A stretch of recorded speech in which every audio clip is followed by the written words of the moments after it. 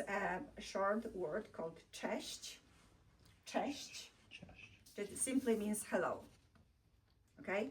And it's, again, very, very informal. You do not want to say it to the person that you meet for the first time. If you have important business to do at the bank and you want to exchange American money in Polish money, you do not greet this person, this lady with cześć. You just say dzień dobry pani. Okay, you want to be extra formal with this person, okay? Cześć is just a person that you know already over maybe the guide that you are going to have, just you know somebody a little bit better, okay? Let's pronounce this word together, cześć. Cześć. Cześć. Cześć. Cześć means hi and means bye, okay? And cześć doesn't matter what time of the day it is. Cześć is cześć, in the morning, in the afternoon, in the evening. You can also add the name after the word cześć. So you can say cześć Tammy, okay? Cześć Bruce, cześć Gosia. Then you are really, really like a personal with this person, but it's very, very informal. Okay, makes sense?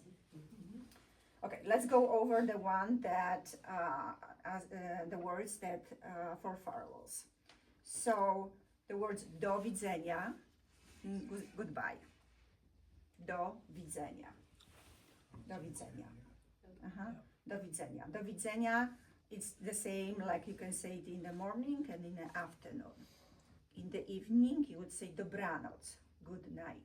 Dobranoc, dobra noc, dobranoc, dobranoc, good night.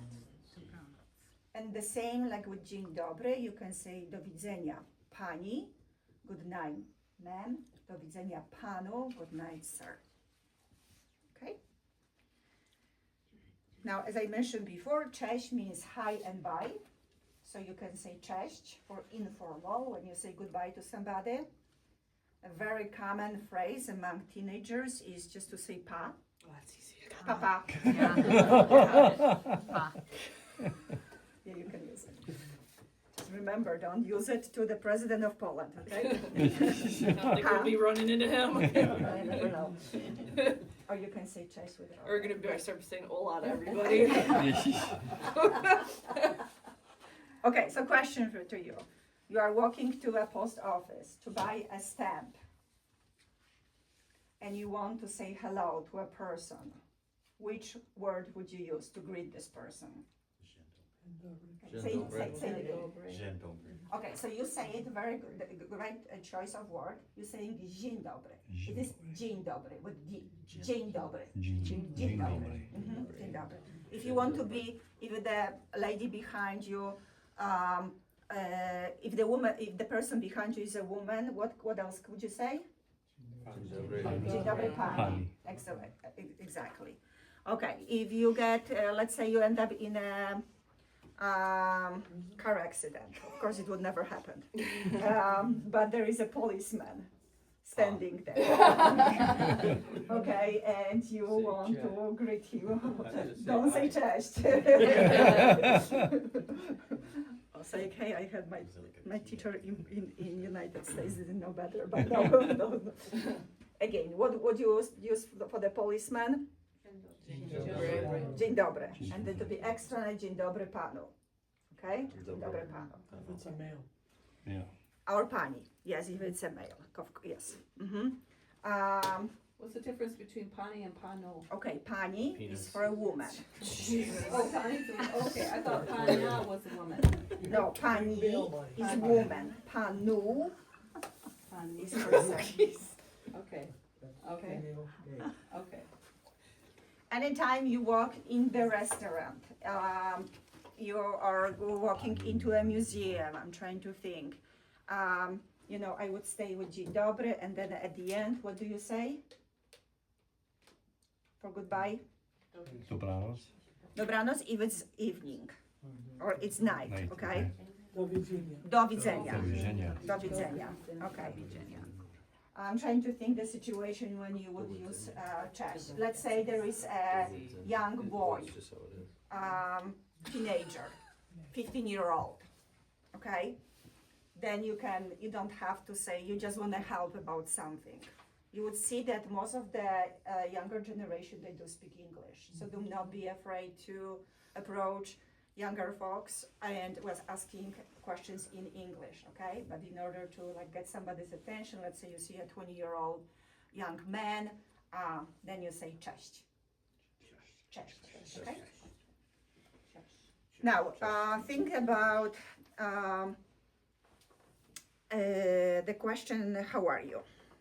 I put a couple different versions. The one that you of course know is jak się masz. Everybody in America knows that. Jak się masz, okay? But the other, if you want to, I can tell you how to pronounce the other ones if you want to challenge your Polish. So jak się masz is the most common, everybody would understand. A very popular is jak leci, the third one. Jak leci. Jak leci. Yeah. It really means like how's it going? Jak leci. Okay, jak leci. The first one, the way you pronounce this is co słychać. Co słychać. Co słychać. Again, all of them means how are you, it's just a different way. Okay, co słychać. And then the last one is co u ciebie. Co u ciebie. Co u ciebie. Co u ciebie. Co u ciebie. Now, here is the main difference between English, how are you, and Polish, how are you. In my culture, if somebody is asking how you're doing, is not a part of greeting ritual. So most of the people will not greet you and ask how are you doing. They will only ask you how are you doing if they are really interested in.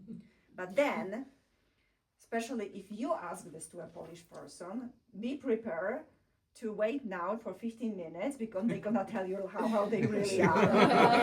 Okay, most of the time. That's where we get that from. They will be complaining how bad things are. Okay.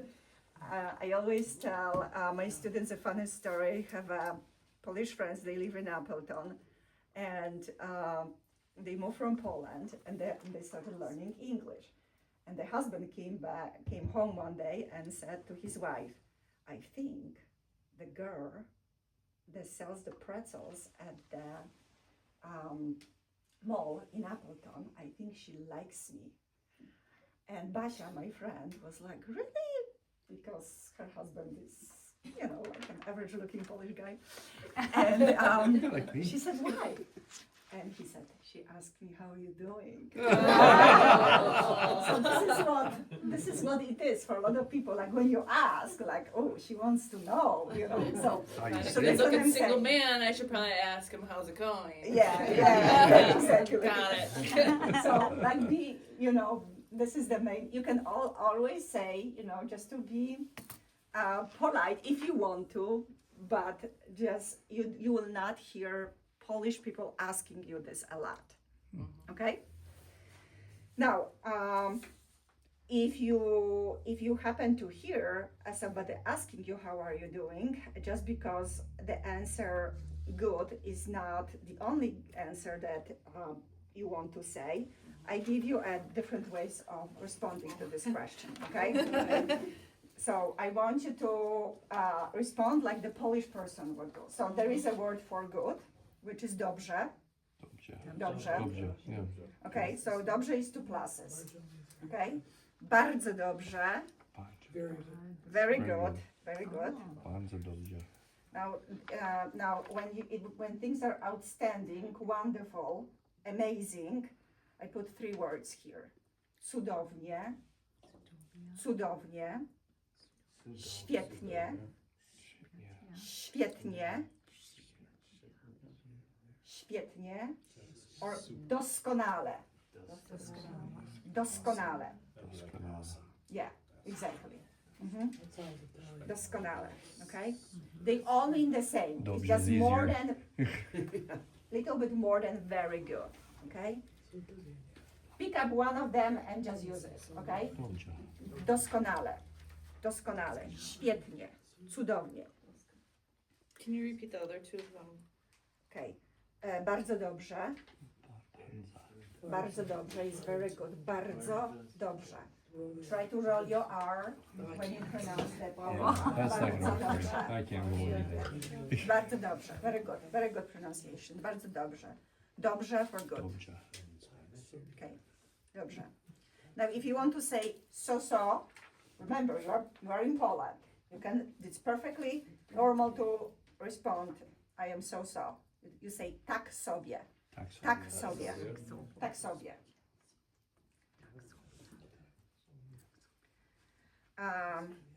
Niespecjalnie, it would be like not really good. Like almost it's like nothing special, but you don't really have a phrase. Like niespecjalnie.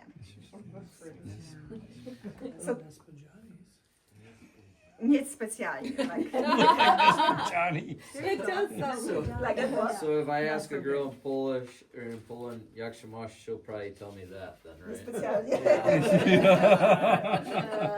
I think she'll be, first of all, she'll be very suspicious why you are asking, but then who knows? There, Yes. there is in But- the community, their last name is Nespajani, which Oh. we're saying is kind Yeah, of like yeah, that. okay, That's what okay, we're saying. okay. Yeah. Now, if somebody wants to say bad, you say źle. Źle. Źle. I think after pa, that would be your favorite Polish word, correct? Źle. Źle means bad. Źle. Very bad. Bardzo źle. Bardzo źle. Mhm. Bardzo źle. All of the other ones is even worse than very bad, okay? So it's like, Not having a good day. okay, yeah. I mean, So, you'd probably be I would crying say and those- screaming at that yes, point. yes. Okropnie, okropnie, fatalnie, fatalnie, aha. Strasznie, strasznie. Mhm. Again, learn just one of them. You don't have to know three of them. Okropnie, fatalnie, strasznie. Okay, and the last one means no hope for me. I don't think you will use You that. beat me to the punch. Okay, the way you pronounce it is a very long Polish word. I don't expect you to say it, use it a lot, but I put it here just for fun. Beznadziejnie. Beznadziejnie. Beznadziejnie. Beznadziejnie. Beznadziejnie. I'm not gonna remember that. Okay, so I'm gonna ask all of you, I will go through this, how are you doing? You can pick up one word, okay? Co słychać? Be Polish. Fatalnie. Okay. Jak się masz?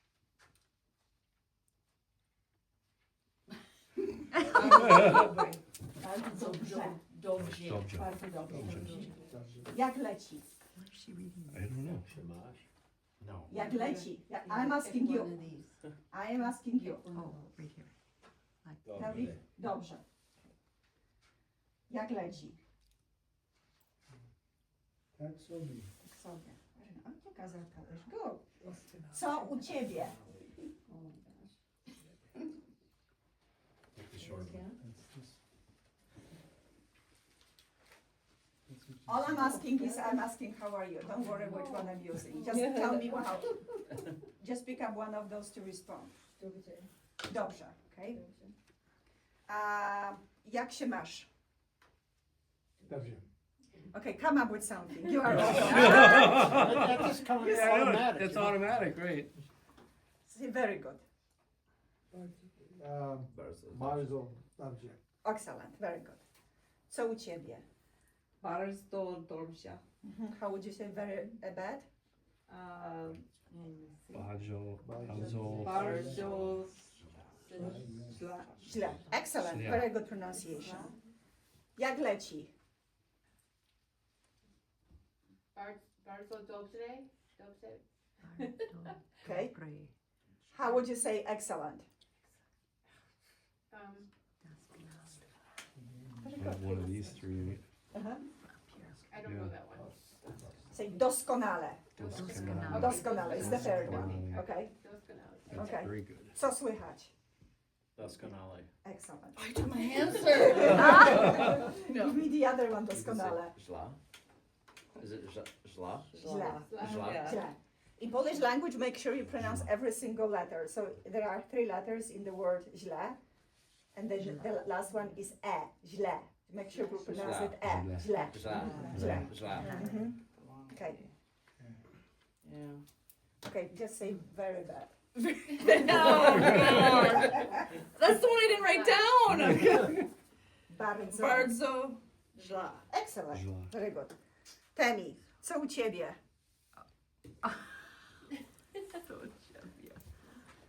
All of them are how are you, so don't worry to translate those. Sobie? Tak sobie. Excellent. Tak sobie. Aha. Bruce, co słychać? I don't remember. Oh, Just Doskonale? because she's asking how you are. oh, that's very good. Dobrze. Okay, say very good. Banzo. I didn't have enough to drink yet to really say Polish the right way. Good, good, good. Yeah, no. Banzo dobrze. And if you want to sound very Polish, because he has a cute American accent when he say bardzo. Say bardzo. Bardzo. Bardzo. I can't roll ours. Roll it. I can roll Try on the it. floor, but I can't roll ours.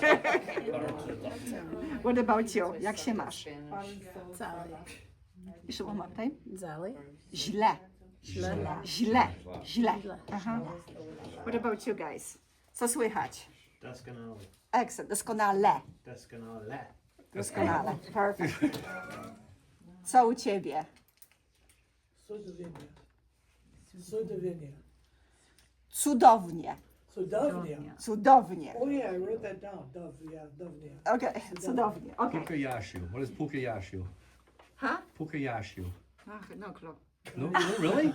Yashu is the name of the guy. Guy? Jan, John, like little okay. Jan. Okay. Knocking. Johnny's knocking. Pukayashu. That's Ah, how we sing it. Puka Yashu. Okay, Yeah. it should be Yashu Puka because Puka Yashu is knocking John. So John is knocking. Oh, we gotta rewrite the whole dang song. But because it's a song, they don't Yashu agree. is John. Yeah, Yeah. yeah. Kashuba. Okay, makes sense. Just so you guys know, What's Kashuba? Kashuba is a part of Poland. It's a Smell. region in Poland. Oh, Yes, I can show you on the map when we pull it up. it's not on. If any of you would like to challenge yourself and you are interested in learning Polish language classes, I am, once a week I meet with a group of people. I have 2 boys right now, father and son. They're actually moving to Poland in a month. Oh, wow. I have no idea what they are doing, but anyway, you don't even have to think about moving to Poland if you would like to take opportunity of learning more of the Polish language. I once a week I meet with people, or I can meet with you, and for 1 hour in my kitchen we are going over things like that. So let me know if you're interested. Okay, so these are the greetings in Polish. I am going to, oh yes, If anybody wants a soda or water or anything, make sure we eat all the cheese so I don't have to take it home. It might not be perfect because I did no, that's fine. It looks good. I did it in Google. Yeah. I had to import Yeah. it. So now I will cover a few basic things about Poland. Maybe I will stand on the side so just you guys can see. So how many of you did travel to Europe before? You did, okay. Oh, why do I know you? I took your class, Are you related? Polish language. Yeah, That's he's my my- sister. Okay, of course, you are sister, yes. No, I didn't see her, yes, yes, It's her yes, okay. birthday. Oh, okay. Marvelous. Stola, stola, jedzie, We have jedzie. a sing a Polish song later on at the end we'll play. Okay. So where is Poland? If you draw a straight line from Sicily all the way to the Norway's North Shore, and another straight line from Portugal all the way to the Ural Mountains. Mountains are on the border of Europe and Asia. Poland would be right in the Europe center. For Polish people, somehow it's very important to not to refer to their country as European Eastern country, but Central country. okay, just so you know. Poland is relatively large European country. Actually, it's sixth largest in Europe. When you compare to Germany, it's a little bit smaller than Germany, but when you look at Italy, it's bigger. Okay, Poland borders Germany to the west, Czech and Slovakia. This used to be one country, Czechoslovakia. Ukraine is here. Most of the military actions that are happening right now are happening in that eastern part of Ukraine, very far from where you guys going to be located. This is Belarus, Lithuania, and after these republics got their independence from Russia, from Soviet Union, Russia left this piece of land, and we technically still border Russia. However, their citizens, in order to get to the main country, they have to cross all of these countries. Okay, but from the geographical point of view, we technically still border Russia. If you compare Poland to Wisconsin, Poland is 2.5 times bigger than our state, but there are 38 million people living in Poland. So you don't see so much land like we have here. Things are a little bit smaller, closer together. If you buy a parcel of land, it's much more expensive. Houses are, because of prices of electricity, are also smaller. So this is something you will notice right away when you travel, just how, but it is kind of like that across Europe, not only in Poland. Just wanted to kind of give you a perspective. Polish flag, white and red, you know that. We can move to the next one. I think about Poland as a land of contrast. So on the one side, Poland has a beautiful Baltic Sea. This area looks like their county. Many Polish people, when they want to go on a vacation, could go to the Baltic Sea. This area right here, it has a lot of lakes. It looks like Wisconsin or Minnesota. The capital of Poland is Warszawa, Warsaw. It's right here. This is where we'll be you guys are flying. So this is where the planes are. My town, Kielce, is right between Krakow and Warsaw, Kielce. It's about 220,000 people. This is where the hills and small mountains start, and then this part of Poland is Karpaty and Sudety, the tall mountains. I have a picture when you move to the next one.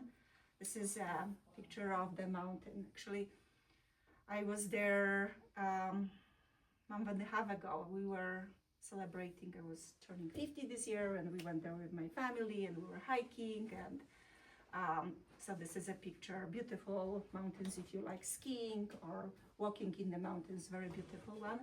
And then the next one is a picture of the Baltic Sea. Again, also a place where I go a lot.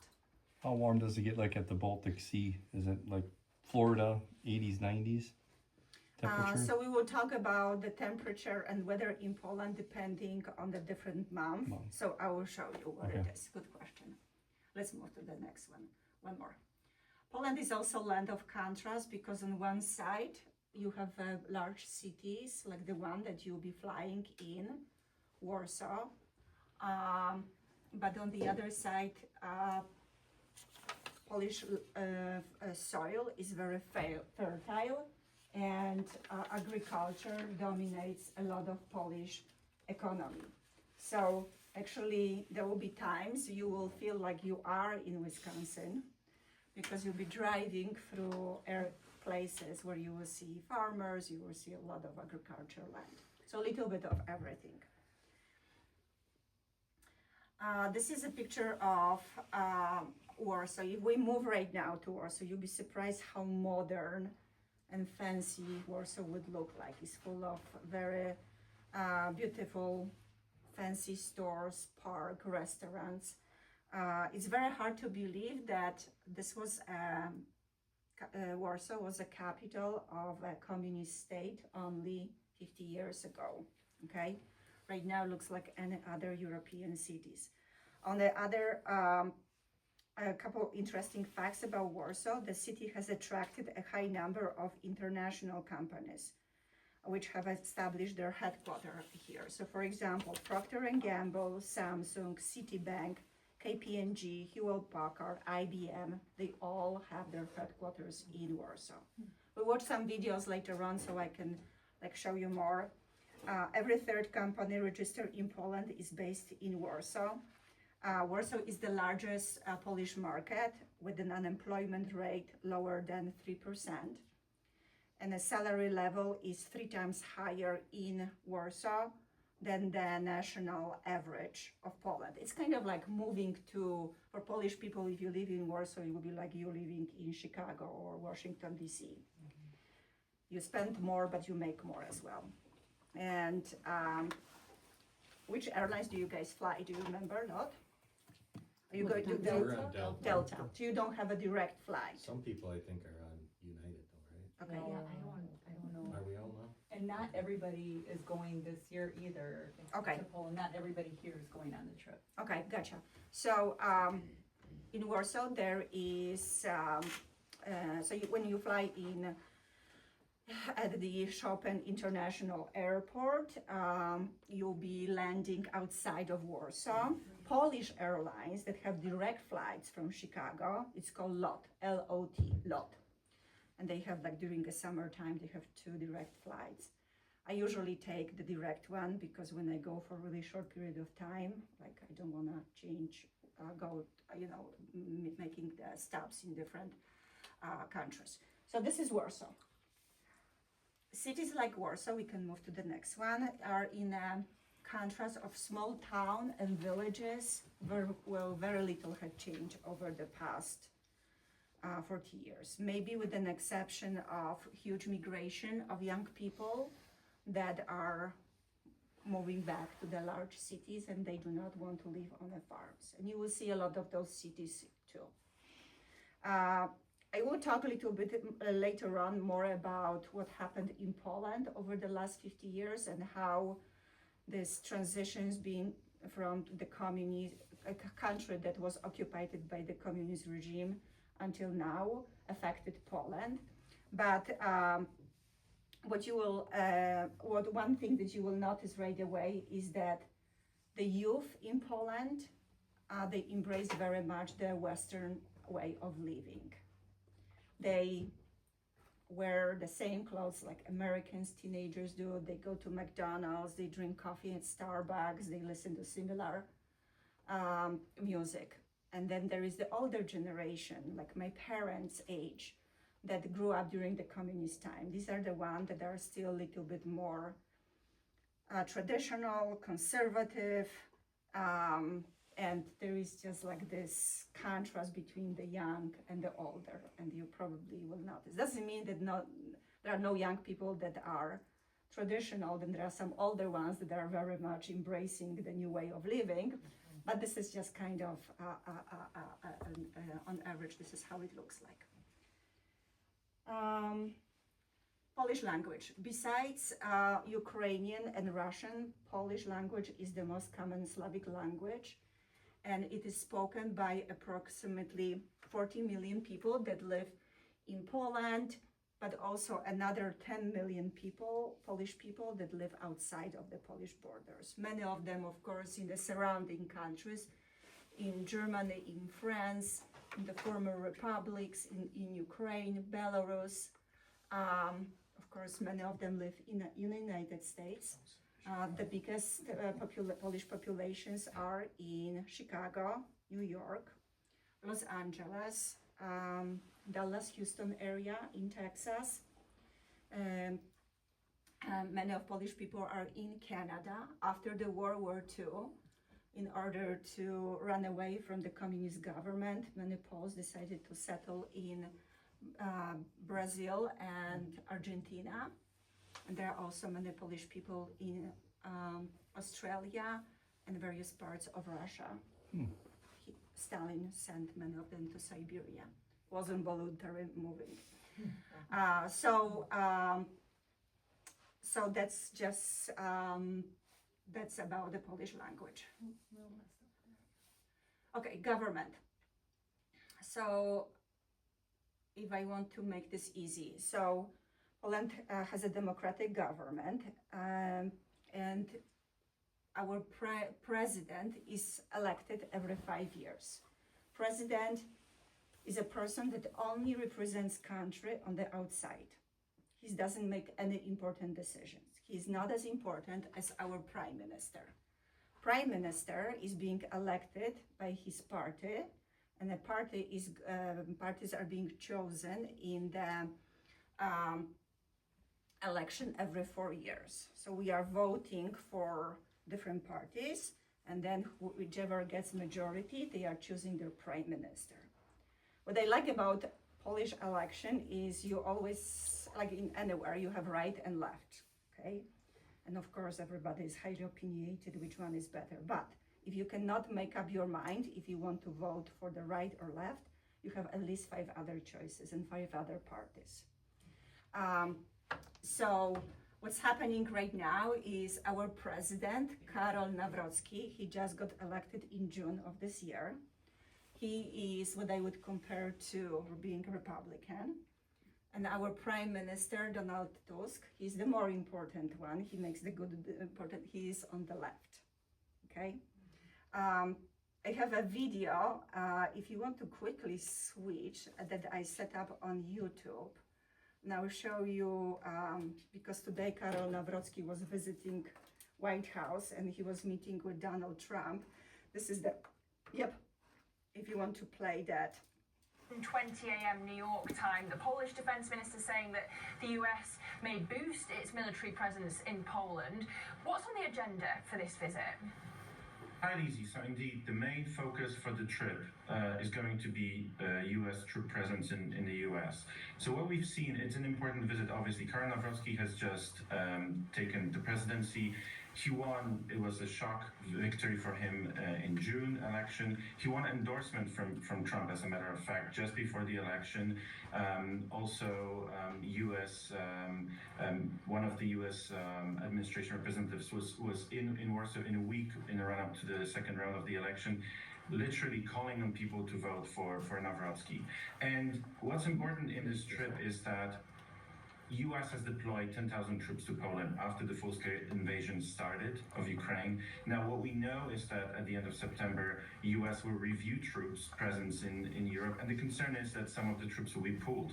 Now, Poland has received some assurances from the U.S. that it won't happen, it won't affect Poland, but it's crucial, and it's something that's really in focus for everyone here, and that's what Nawrocki is probably, that's the message he's trying to bring to Washington, and kind of leverage the fact that Trump has really got what he wanted in Poland when it comes to presidency. Another thing, and here is where the tensions sort of rise, is that the question is obviously Ukraine. Nawrocki has been very skeptical. He during the campaign, he very much said he's against Ukraine's presence or membership of the EU and NATO, and that's what puts him at odds with the government. And what Europe needs is unified message on Europe, on support and encouragement for Trump to support Ukraine.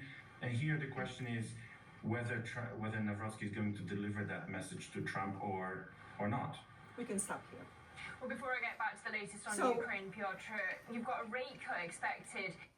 So it's kind of, what's happening right now is, first of all, even if I mentioned before to you that president is not very important, Trump invited him to come to the White House, not our prime minister, even if our prime minister is making more important decisions in our country.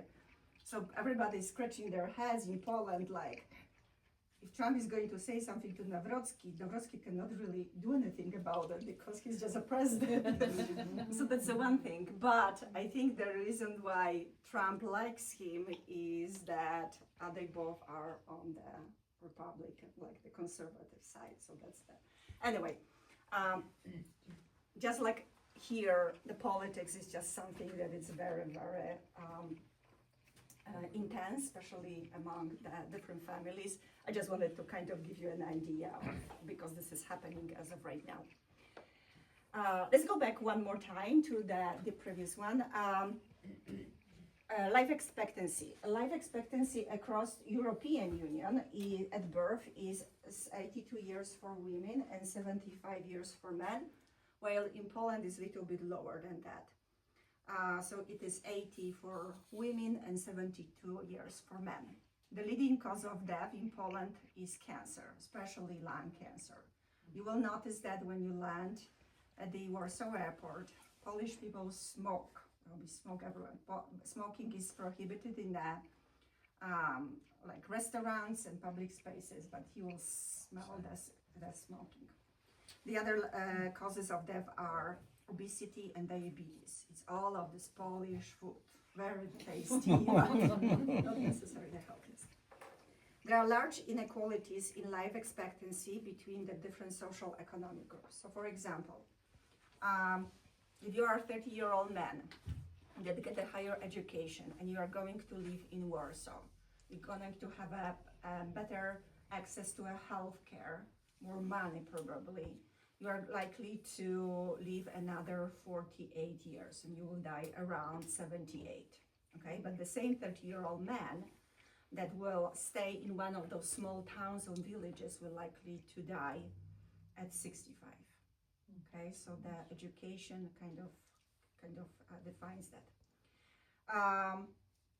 What else? Religion. Average monthly salary between $2,200 and $2,300.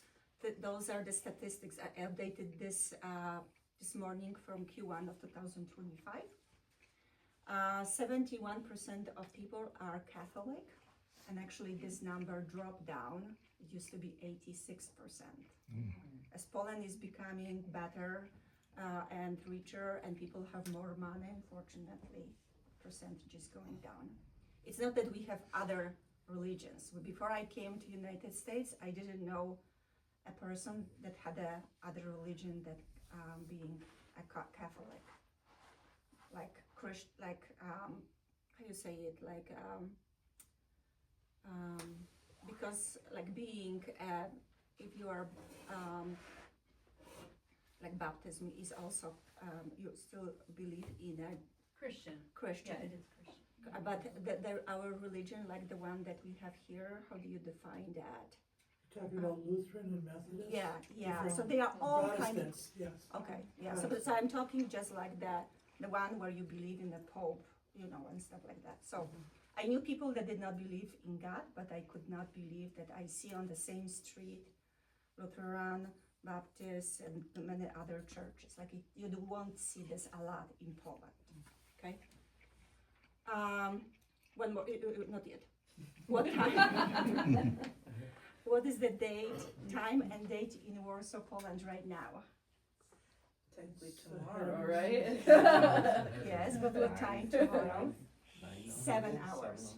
I'm telling you this because some of you may want to choose to call your relatives when you are there, okay? So when you are in Poland, just always text 7 hours, and this is where it's going to be a time here. I have some relatives, I've been living here 30 years. I have some of my relatives still asking me when I call them, what time is it there? I said, always 7 hours behind, it did not change. That's not too bad. So they are sleeping right now, it's like 2 a.m. or something like that. Okay. Okay, Polish currency. Even if Poland is part of European Union, we do not use euro. We have current currency that is called złoty. Polish złoty. Actually, the word złoty means gold, because in the old times there was people exchanged the gold coins between each other. So this word stays złoty. We did not convert into euros because złoty is a strong currency. Our government and our citizens would lose money if we convert into euros. But who knows? Maybe one day we will. At this point, it doesn't pay off. So let's say a few words about the Polish currency. Yes, next one. Okay, so here are a couple of things. Have you ever traveled to a country with different currency? Okay, you did, okay. So, very important is to always know what is the exchange rate, okay? and I just took the screenshot of how many times that conversion rate fluctuated. So the higher it is, it's better for you. So at one point it was almost 3.7. Actually last year it was 4. Okay. Right now it was going up and down, and as of today it was 3.64. Okay. So that means for every American dollar you get 3.64 Polish zloty. Okay. The PLN is just what they use abbreviation in Google. Which means if you have $100, that's 364 Polish zloty, okay? And then I just kind of, if you wanna like take a picture of this, you kind of like know. The thing that you're going to be thinking is the prices that you'll be paying, they are going to be in the Polish zloty, okay? So if somebody tells you 100, and you want to quickly figure out how much is this 100, like what am I really spending, okay? That it's usually 0.27, so think about 0.3. So the 100 Polish zloty is about 30 bucks. 30 bucks. Exactly. Oh, Okay? That's free. Because if somebody is like, let's say you have to take a taxi, I'm not sure if you would, but the driver is not very honest and is telling you 500 Polish zloty, then you know, I want you to have an idea, like, hey, something is going on, okay? Now certain, Buy the taxi. exactly, yes. Now certain things are, don't have the same value here and there, but you should not pay this much for a taxi, okay? So always use that 0.27, but this is using the conversion rate. Let's say by next month when you guys are going, then this may go to 4, so this is going to change, okay? So always kind of do the USD to PLN just to kind of get an idea. And you can put the US dollars and the Polish money comes up here as well, okay? Eventually after a while you will get a feel of how things are, but I just don't want anybody to take advantage of you and and just so you know how much you have. Do they have sales tax there? No, everything is included. Yes, when you buy things, you'd never add anything on the top of it. And we'll talk about prices a little bit later on. At this point, I just want you to know that this is how much your money is worth it. Okay? What else do we have? I have a quick question, because this is something that came up in our group. So if we're gonna be down there for 9 days, is that what it is? How much, they talk about us getting cash, bringing cash, that is a lot, it's a wate, whatever Yeah. that is. How much should we bring, like, you know, if there's restrooms, if there's things that we wanna buy, Yeah. what do we bring? Yeah. Somebody That's said a very good question. $200 worth of, Yeah, so everywhere you go, you will be able to pay with your credit cards and your debit cards. I will talk later on about what are the smartest way to use it for those electronic means of paying. One thing that I feel like the banks and the credit cards take advantage of you when you go to Poland is when you pay with a credit card and you, let's say, spend on getting a coffee. It's not a lot of money, so the exchange rate doesn't really matter as much, okay? So it's perfectly fine. However, when you start buying gifts and spending a lot of money, the credit cards are using very, very low exchange rate. And you don't see this anywhere on your end. You don't really know when you are sweeping this card, what was the exchange rate that they were charging you. So because of that reason, when I spend a bigger amount of money, I do not use my American credit cards or my debit card, okay? So what I do use instead is I use this application, and I can show you how to download that. It looks like this on the phone. It's called Revolut. It has R. It's like a white background with the R in the middle. Revolut. Just like go to the Google store and put Revolut, that R. How do you spell it? R-E? just like you hear Revolut, like revolution, Revolut. Oh, okay. And when I log in, this one is it's always password protected. So if I put my password, this application is I can get the card that is associated with this, and then when I was in Poland, anytime when I was making a transaction, I was seeing what I am paying in American dollars, and also this. So I kind of had an idea how much I am paying, and because my card was connected to this application, it was so anytime I use the card, I saw the transaction here, and then the way this application works is you connect this application to your external account. So let's say I uploaded $100, and then I was using card to pay for the expenses in Poland. So you put, Thanks. essentially you put money on this card and then. Yeah. Okay. And then I was running low, and I saw, I only have $5 left, or I have only $19 left right now, and so I put more. The reason why I like this thing is that this exchange rate is very, very good. It's almost the real stuff. It's not what the bank. What I hate about those banks is like, yes, you can go right now, and you can say, hey, give me that. And if it's like $100, if it's even $200, that's fine. It's not a lot of money. But if you want to exchange $1,000 or more than that, I just don't like the exchange. Or I ask them, hey, what exchange rate are you using? And they be prepared to pull this up and saying, hey, why are you using 3.3 when it's 3.6? Where is the, so there isn't, so this is just a nice way of kind of keeping track of your expenses and taking advantage of a good exchange rate. Does it make sense? I know this is just something, but I always recommend people, it's safe. But yes, in terms of the cash, I would have $100 to $200. You will see that a lot of public restrooms, if you use a restaurant, you can use the restrooms. But a lot of other times when you are just in the places like more random, they require you to pay and between 2 and 4 zloty for a restroom is like $1. But it's good to have some change with you then. Okay? Climate in Poland. So let's find where we are right now. So it is the beginning of September, and the temperatures in Poland are dropping down. They will be on average somewhere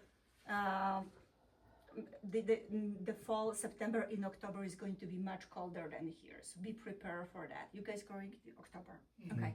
Yeah, so right now on average it is showing that the temperatures are gonna be around 40s.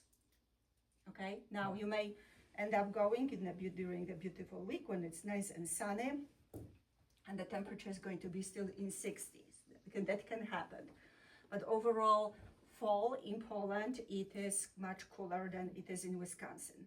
Because there are a lot of deciduous trees growing in Poland, you will see a lot of changing colors everywhere, especially when you travel. So this area at this time, September, October, is just kind of like going to Door County when you see that. So it's very, very beautiful there.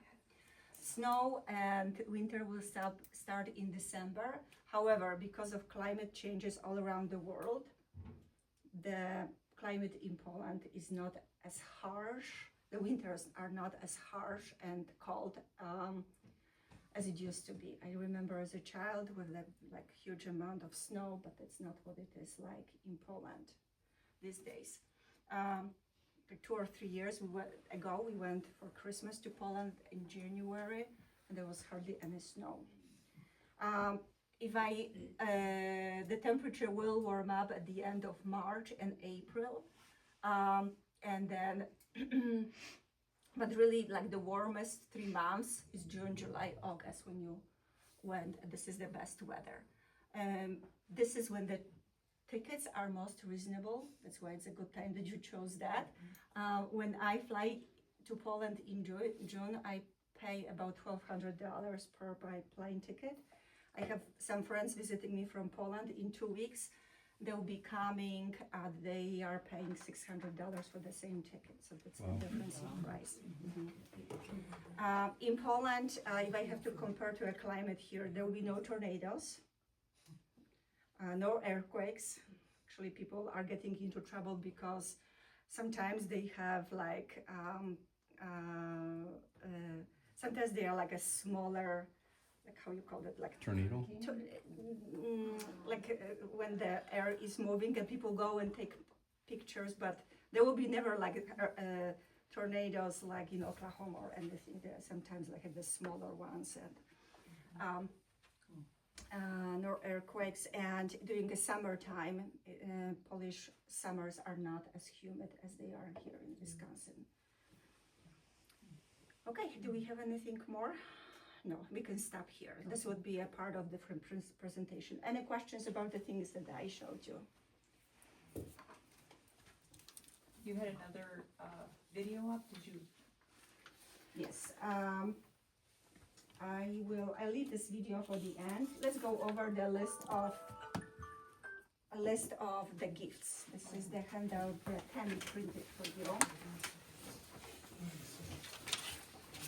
So next one I can look at.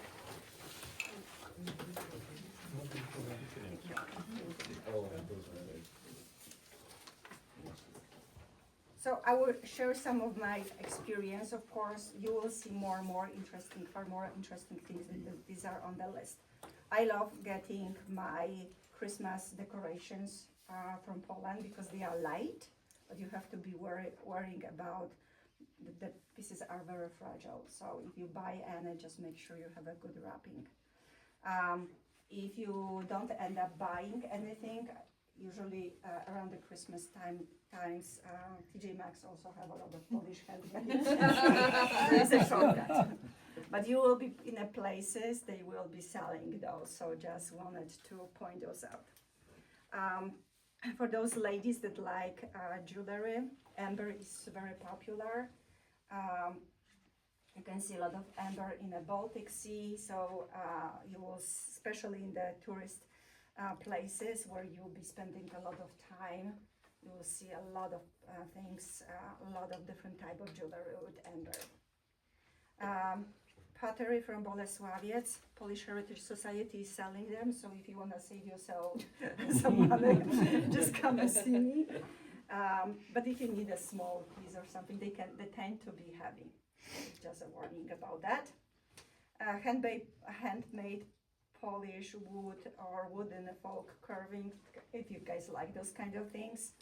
I love buying my linen products from Poland, but also products made with lace, like tablecloths. There you're gonna see some beauty if you wanna measure your table, just so you kind of know what to look, or beautiful, like you can buy curtains and stuff like this. I always spend way too much money for this kind of stuff. I did bring some Polish candies. I will be talking more about them on the other page. This is not a gingerbread, but let me actually go to. So gingerbread is, you will see a lot of gingerbread cookies. There's this tradition of being made. Some of the recipes are super old. If you switch to the next page, there are Polish sweets. So I put a couple of names here. This brand, Wedel, is one of the oldest one in Poland, and it's the only Jewish one that survived World War II, and the company is still, so I buy TJ Maxx too. So I buy this, I like this brand a lot. One thing I want to warn you, there will be a lot of tourist traps in Poland, and they will sell this thing, type of candies for tourists, and they will be very expensive. The same chocolate bar, you can go to a Polish grocery store and find it there for probably half of the price. Okay, so if you see that they are really you will notice which one are the tourist traps because they are kind of they look very fancy. They have a lot of this displayed, but again, it's enough just to walk down couple, find a place where they have local grocery store, ask somebody, and you will find them there. So just as long as you know the name of the brand and the name of the product that you want, you can find it there. You can always ask somebody. People like this ptasie mleczko. It's called, the translation is bird's milk, this one right here. And there are a couple other ones. There are krówki, fudges. I mean, I grew up with this, so I like them a lot. But if you want to bring something for your children or for your relatives as a small present that is not heavy, that's a good choice as well. Oh, and the one that is my favorite, I'll let you grab a piece. It's I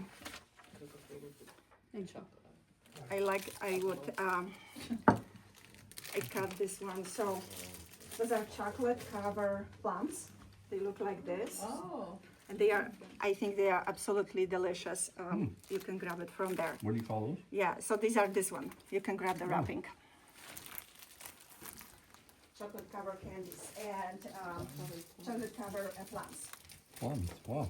And that's one of my favorite ones. I always, and again, there are a lot of Polish stores in Chicago, so usually instead of buying those in Poland when I land, I buy it in a Polish store. You have any cuckoos here? That's what it says, cuckoos, right? Yes. This is a translation of another one of this. Cookie. Oh, that's Dave, I'm sorry, I'm looking. So this, the one that you're trying right now, it's not listed here, so if you want to add, these are chocolate covered plums, okay? Many of my American friends like those too, so I usually buy them. This I cannot find in TJ Maxx. And then the other thing I put here is kabanosy, Polish dry sausage. Now the rule is that if you buy the sausage that is sealed, you can bring it in. If it's not sealed, I heard from some Polish friends whose relatives work at the Chicago airport at O'Hare, that when they are waiting for the Polish plane to arrive, because they know all the good things that they're gonna get. So when on the way back to United States, when you are at the Polish airport at that duty-free area, you will be able to buy the sealed sausages there. A little bit more expensive, but they have the seal, and they will not, I believe they will not take it from you. Actually, in those stores, you can buy the candies too, but again, the price is a little bit higher. And the other thing here that I put is crystal. If you like crystal, but again, TJ Maxx has everything there. So I didn't, a lot of Polish stuff in TJ Maxx, huh? yes, yes. I didn't You know. just need to search for it. Yes. Oh, you get nothing Polish when you go there. So if you buy a fragile ornament or whatever, is it best to take a little bit of bubble wrap with you? They don't bubble wrap it for you? No? They might. They might? Yeah. Okay. Depending how busy they're going to be and what kind of store it is. If you are at the main market square in Krakow, there are a lot of tourists and they will wrap it. If it's a smaller place where they are not used to, they may not. So you should be fine. So the last thing I have for you is just this video why Poland is becoming Europe's next superpower. Of Poland, Yeah, a that's gray, poor, post-communist country with nothing to offer but cheap, unqualified labor. But this stereotype is no longer true, and Poland of today looks more like this. In the past 30 years, Poland went through an incredible transformation, growing more than any other economy in Europe, and faster than Asian tigers like Singapore, South Korea, or Taiwan. Today, Poland is emerging as a major technological hub. The Polish economy might overtake the UK by 2030, and after years of suffering from a massive brain drain, highly skilled Poles are now coming back home. And it goes way beyond the economy, as Poland is building one of the most powerful militaries in Europe, and quickly becoming one of the most influential European countries. As all of these changes continue to pick up pace, it's getting impossible to ignore Poland's growing importance. But there is still one thing that could destroy the entire Polish miracle. A threat not from the outside, but from within. So how did Poland manage to become Europe's biggest success story? Why is it doing so much better than everyone else? And what is the challenge threatening to end everything that it has achieved? This is the rise of Poland. As an owner of Walton Goggins goggle glasses, I know how to make slick-looking goggle/glasses, but I have no idea. It could be. It kind of looks like Bruce then. But first, a word from the sponsor of this video. You can skip Blink. that too. Right now on Blinkist, I'm reading On War by Karl von that's- Clausewitz. Yeah, you can skip Probably that. the That's most like a influential ad. book on military strategy in modern history. It's a book that I wanted to read for a long time, but I Just go never to really that managed red to get arrow. to it Yeah, because and well, go it's to the, 700 go to pages. that. Yeah, more. Here? Yeah, right here somewhere. Yeah. Okay. Description. Right now, you can get 25% Of that. Too much. in the rest of the Eastern Somewhere here. where it Okay. started from. In the 20th century, after becoming the first country to be invaded by Nazi Germany and losing 20% of its population in World War II, Poland became part of the Eastern Bloc as one of the Soviet-controlled satellite states. Like in the rest of the Eastern Bloc, the 40 years of communism were times of deep economic isolation, stagnation, and overall hopelessness. Poland had to import the Soviet system of centrally planned economy, where state owned almost everything. Private businesses were mostly non-existent, and since they were basically a Soviet colony, the Polish economy was subservient to interests of the Soviet Union, and forced to make, buy, and sell whatever Moscow wanted it to, whether it made economic sense or not. As a result, the centrally planned economy was deeply dysfunctional and mismanaged, crippled by constant shortages of basic goods and lack of resources. When the communist regimes of Eastern Europe finally fell in 1989 and Poland became free and independent, it emerged from behind the Iron Curtain as one of the poorest countries in Europe, with highly dysfunctional infrastructure and public services, and with basically no experience with capitalism and participating in a global economy. The average salary was 10 times lower than in Germany, and the country was struggling with hyperinflation. In other words, it wasn't a country you would bet on to become a major success. But skip 30 years ahead into the future, and that's exactly what happened. So, how did Poland do it? From 1992, Poland managed to grow consecutively for almost 3 decades, achieving the longest period of growth in modern European history. Now, not many countries are able to do that, and the reason is that usually when they find a successful strategy, they tend to stick to it long after it stops working. But Poland, so far, managed to find a different growth strategy for each of the 3 decades, which allowed it to grow so fast for so long. Starting in the early 1990s, its main challenge, like in every other post-communist country, was how to transition from a centralized, state-owned economy to a capitalist one. In most countries, these transitional reforms were in one way or another quite problematic. Either they took too long or they became pretty corrupt, and much of the state wealth was transferred into hands of a few wealthy oligarchs who got rich because of their political connections. Poland, on the other hand, managed this transition arguably better than others. It transitioned to capitalism quickly, but privatized most of the state-owned companies slowly, and a few years later than most of its neighbors, after the chaos calmed down, and after it became a little bit harder to steal everything. Thanks to that, it became pretty much the only post-communist country without an economy dominated by oligarchs, and without an economic crash in the 1990s. But despite the good start in the early 2000s, this wasn't enough anymore in order to grow, and so the next phase was about globalization. In 2004, Poland joined the European Union and the open European market with a free movement of goods and services. Without any barriers between Poland and the rest of Europe, it made sense for Western European companies to move their manufacturing over to Poland, where they had a large and a very cheap pool of workers at their disposal. And while these companies kept most of the profit, Poland got enough out of it to keep growing at a pretty fast pace. And joining the EU brought another major benefit, since one of its key principles is redistribution of money from wealthier member states to the less developed ones, in order to balance the wealth disparity across the Union. After joining, the Eastern European states started to receive a lot of money, and Poland managed to use them to build and improve everything from roads to universities. And again, in a lot more efficient way than in many other Eastern European countries. But that can still only take you as far, and many countries following a similar trajectory eventually fall into the so-called middle-income trap. If your economy is based on providing cheap labor for foreign companies, you can only grow to a certain level, and if you can't offer anything else apart from that, and you don't have any major companies of your own, you're stuck. But so far, Poland seems to be avoiding that. 15 years ago, foreign companies were coming in to hire low-skilled and low-paid workers for menial labor. But today, they're coming because Poland has one of the largest pools of engineering talent in Europe. And instead of warehouses and basic factories, companies like Google are opening research and development hubs. Now, that said, Poland is still relatively poor, at least compared with most of Western Europe.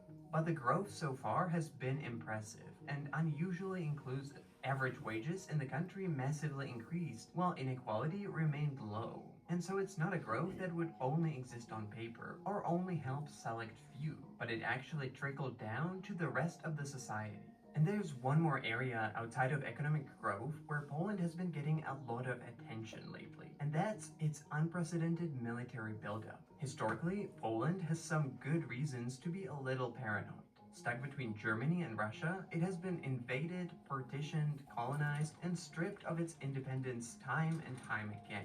And even though today it's in NATO, this historical memory is still there. And while most European countries were taking their peace dividends, Poland has kept military funding at one of the highest levels in NATO. And after the Russian invasion of Ukraine, it went into an overdrive. It announced that in just a few years, it will increase its military spending to 5% of its GDP, higher than any other NATO member, double the size of its armed forces to 300,000, and buy thousands of tanks, fighter jets, and other military equipment. And before the end of the decade, Poland plans to have the most powerful ground forces in Europe, in what would be one of the most ambitious military buildups in modern European history. Now, that being said, what Poland has achieved so far is impressive, and what it plans to achieve even more so. But it's yet to be seen if all that will actually happen. Despite its successes, there are some significant risks that could kill the entire Polish miracle, and not everyone is so bullish on Poland's future. For a long time, demography has been considered the #1 threat, as around 500,000 people have left the country in the last 30 years. But now it looks like Poland managed to reverse this trend. In recent years, it has seen a reverse brain drain, as Poles and people with Polish heritage living abroad have started coming back to the country. And since the country took in over 1.5 million Ukrainian refugees, the demographic trends are looking much better. And so there are really two major risks. First, while the growth has been impressive, Poland has not actually avoided the middle-income trap completely. So far, it's still massively reliant on foreign investments, and although tech centers are being opened in Warsaw, they are set up by foreign companies rather than by Polish ones. And while that brings jobs and growth, once again, there is a limit to how high you can grow, since most of the profits will always end up leaving the country in the end. In order to break into the big leagues, you need your own domestic giants in sectors with high added value. And Poland doesn't have that, or at least not yet. But the far bigger risk is of a completely different nature, and it concerns a part of the Polish story that we haven't touched on yet. The thing is that Poland is a deeply, deeply divided country, so much that we can almost talk about two different Polands. one liberal and progressive, and the other deeply conservative and religious. Like in the US, the two Polands are finding it increasingly difficult to coexist together, and surveys show that both sides are highly suspicious of each other, intolerant to opposing views, and increasingly refusing to compromise. And for years, the current conservative government has been criticized by the liberal opposition for supposedly bending the rules in order to stay in power, and it has had a growing beef with the European Union that's threatening to cut Poland off from EU funds as a punishment for not upholding the rule of law. And the thing is that whatever side you cheer for, the end result is bad for both, and for Poland in general. The country needs both parts of the population to coexist and work together, and it needs the EU if it wants to be truly successful. And if it doesn't manage to do that, the Polish miracle will be over soon, before it has really started. As a therapist myself, I know how important it is to be able to have someone that you can talk to about your problems, to bounce ideas off of, process your traumas and your stressors, especially. So that's all I have for you for today. Any questions before we finish? I would encourage you between now and your trip just to watch videos like this about places, about political situation, just so you kind of understand, you know, some of the choices, some of the things that you see, why there is just, you know, Polish people are always very, they like Americans. And I would talk a little bit more about that in the next presentation. So they always are very anxious to share their perspective about what's going on in their country. So kind of watching this, what's happening and what the country is facing these days is kind of make you a little bit more prepared. And yeah, let me know if you want me to show you more about the Revolut. And then I will see you with more information on next Wednesday. Okay? Perfect. Thank you so much. Thanks, Bushel. Bruce just said. Huh?